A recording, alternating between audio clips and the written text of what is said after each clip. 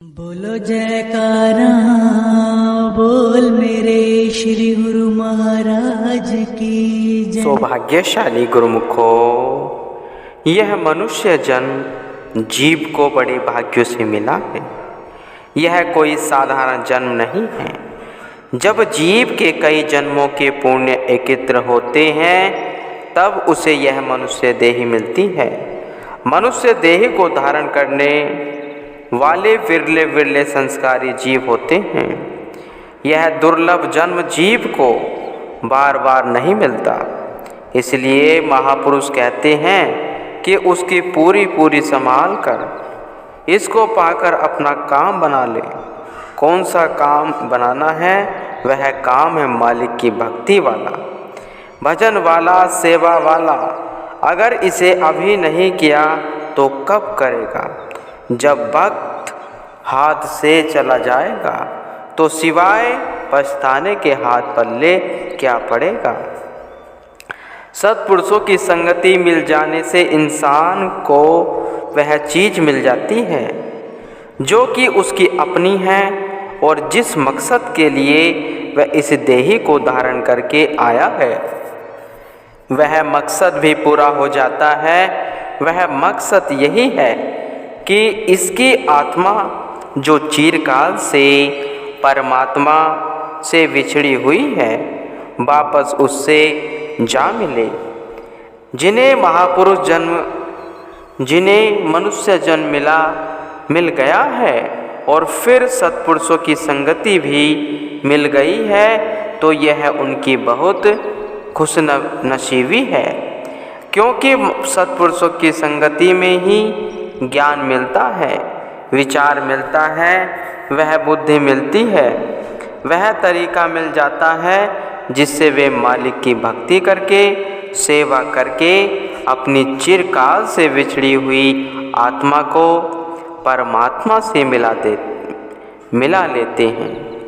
अगर सत्पुरुषों की संगति नहीं मिलती तो जिन्होंने मनुष्य देह को धारण भी किया है वे संसार में आकर अपना काम नहीं कर पाते और फिर 84 लाख योनियों के चक्र में फंस जाते हैं। इसलिए महापुरुष आप जैसे गुरुमुखों को, प्रेमियों को ऐसा विचार देते हैं, ऐसा ज्ञान देते हैं कि आप भले ही संसार में रहो, जहाँ भी रहो, महापुरुषों के बनाए हुए पांचों नियमों की पालना करते रहो।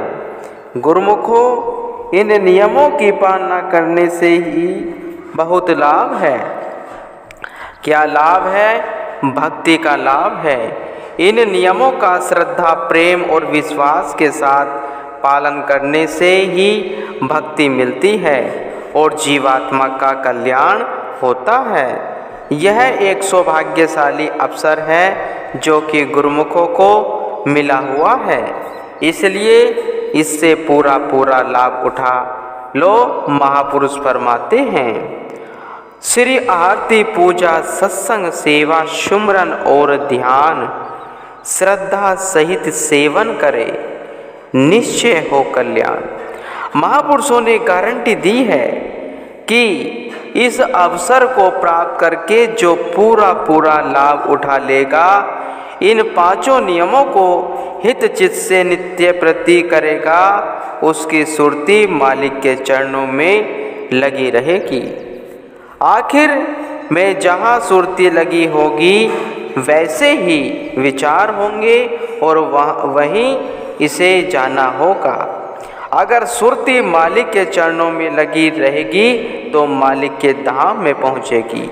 इसकी आत्मा जो बहुत समय से 84 लाख योनियों के बंधन में फंसी हुई है वह इस बंधन से आज़ाद होकर मालिक के धाम में जाकर सुख स्वरूप हो जाएगी। मालिक से मिलकर बहुत ही शांत, आनंद भरपूर हो जाएगी और मनुष्य जन्म को धारण करने का उसका मकसद भी पूरा हो जाएगा। गुरुमुखों को वही सौभाग्यशाली अवसर मिला हुआ है कि वे जहाँ वे रहते हैं, जिस प्रकार वे रहते हैं, भक्ति के पांचों नियमों की पालना करते हैं, इस प्रकार उनकी आत्मा का कल्याण होते हुए देखकर मनुष्य जन्म के मकसद को हासिल करते हुए देख महापुरुष को बहुत खुशी होती है। इस लंगर भवन के उद्घाटन के सभी गुरुमुखों को बहुत बधाई हो। पुनः आपने फरमाया, सबने सुना हुआ है कि मूंग की दाल रात के समय रोज लंगर में बनती है। यह दाल स्वर्ग के 36 प्रकार के व्यंजनों से बढ़कर मीठी व स्वादिष्ट होती है। इसे हर रोज खाने से न मन उगता है और न ही यह किसी प्रकार का नुकसान करती है और सबको हजम हो जाती है। लंगर में इसे सर्वश्रेष्ठ स्थान प्राप्त है। अब हम भी इसी मूंग की दाल का भोग लगाएंगे। यूँ तो प्रसाद बांटने के लिए और भी कई कुछ बनवाया गया था, परंतु श्री प्रभु जी की मौज को देखते हुए लंगर वाले गर्म गर्म दाल ले आए। आपने उसे ठंडा करने के लिए एक बड़े थाल में डाला और बड़े ही प्रेम से इस अमृत में तुल्य दाल को भोग लगाया।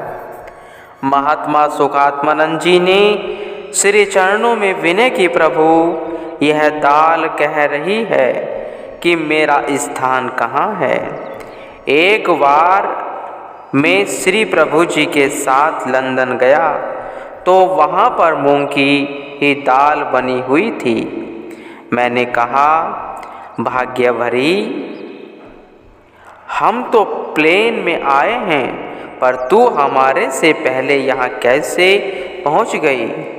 हाँ, तो श्री प्रभु जी ने तेरा स्थान सर्वोपरि बनाया, इसलिए जहाँ जहाँ श्री प्रभु जी और उनके प्रेमी कृपा करते हैं, तू पहले ही बनकर तैयार रहती है।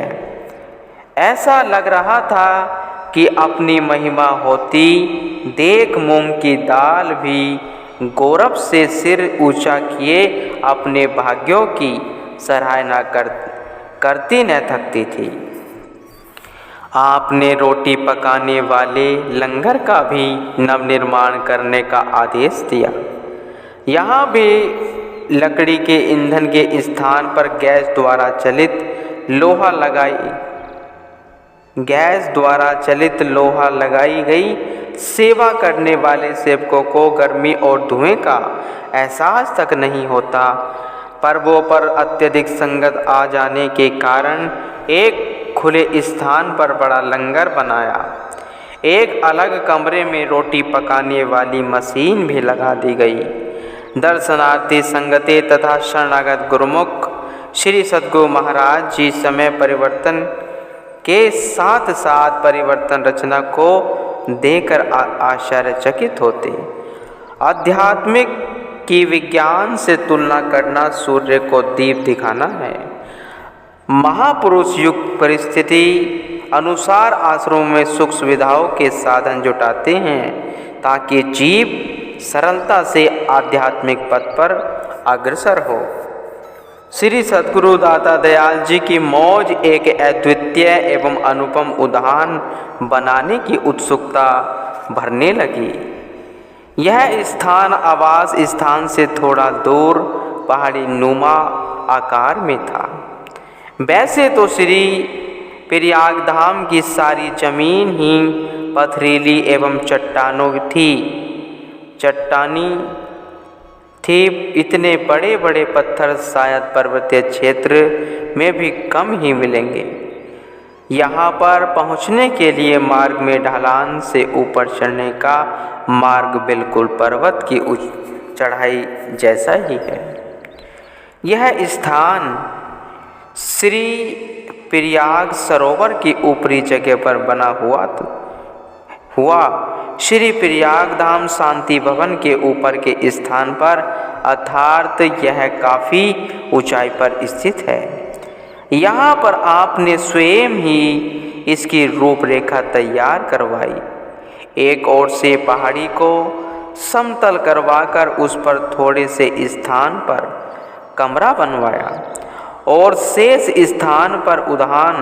यह कार्य उस समय इतना सरल न था। कुछ सेवक जन श्री आनंदपुर से साथ में आते और कुछ एक श्री प्रयाग धाम से सेवा के लिए वहाँ लगाते। आप नित्य प्रतिदिन में 2 बार अवश्य ही इस स्थान पर कृपा फरमाते।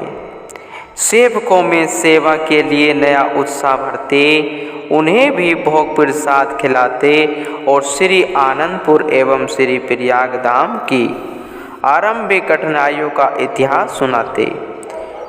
भक्ति मार्ग में कठिनाइयों कितनी भी आए, परंतु कठिन शब्द महापुरुषों के शब्दकोश में नहीं है।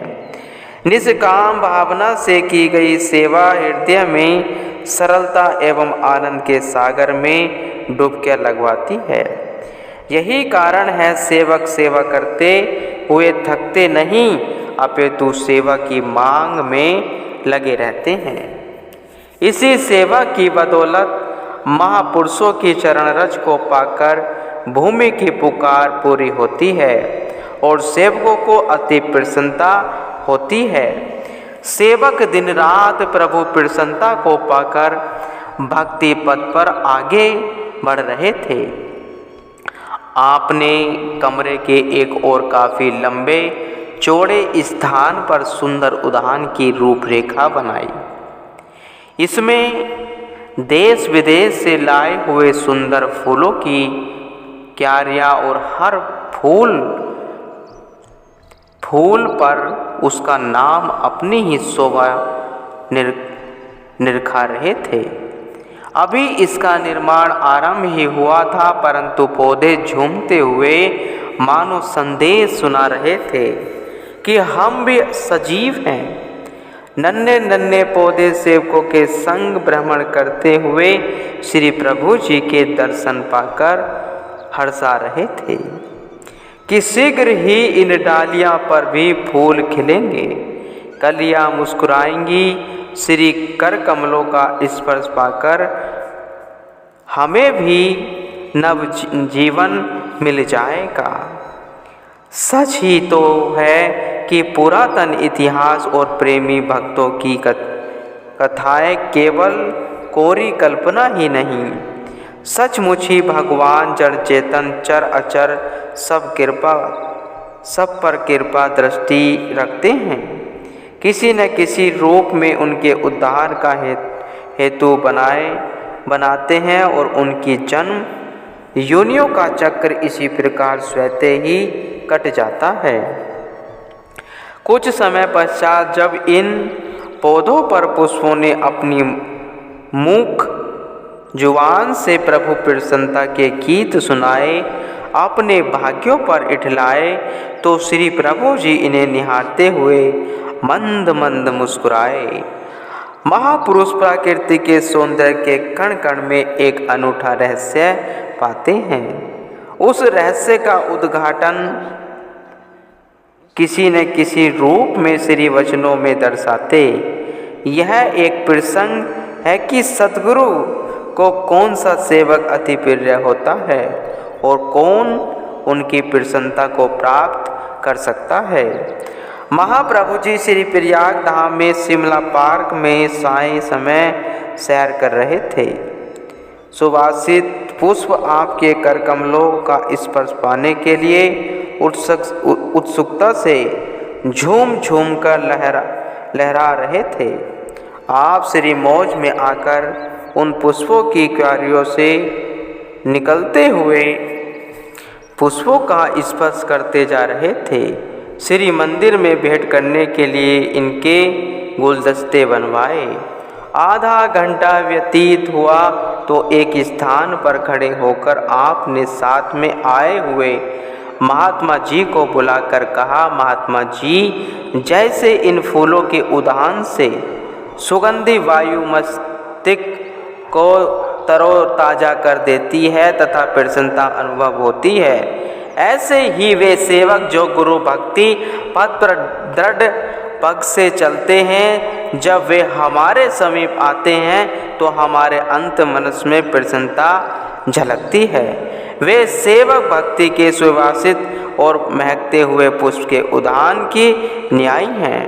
महात्मा जी ने विनय की, प्रभु, जैसे इस बगीचे में आप अपने श्री कर कमलों के स्पर्श द्वारा इन पुष्पों को हार्दिक स्नेह से दुलार कर रहे हैं, ऐसे ही अनन्य सेवक आपकी समीपता पाकर अत्यंत हर्षित होते हैं। यही है सेवक का सद्गुरु के साथ हार्दिक स्नेह और प्रेम की परम पराकाष्ठा।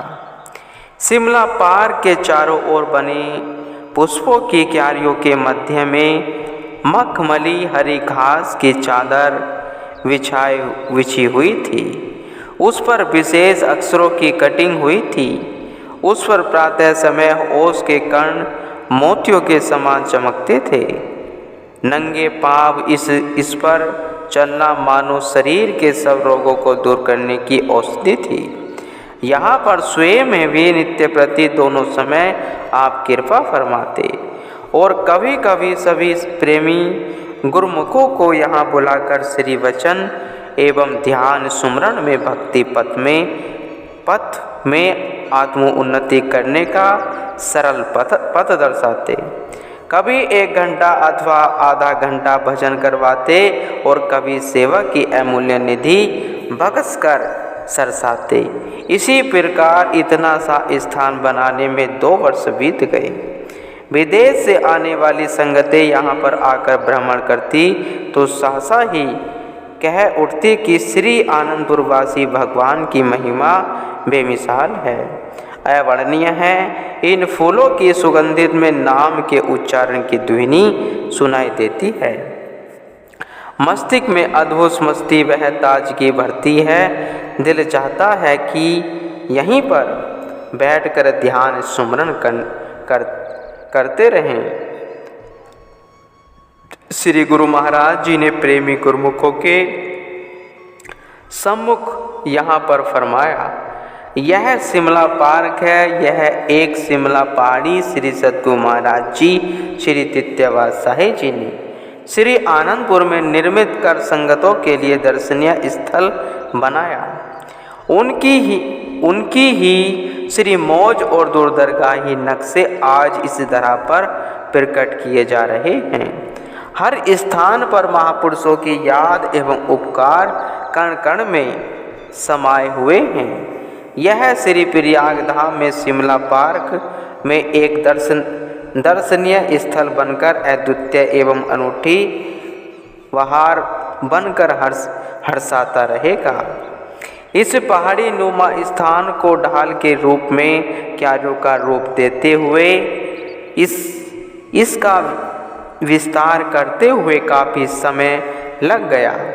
बीच बीच में पक्की सड़कें बनवाई, अलग अलग प्लॉट बनाकर उनमें पौधों को विभिन्न आकार देकर सुसज्जित किया।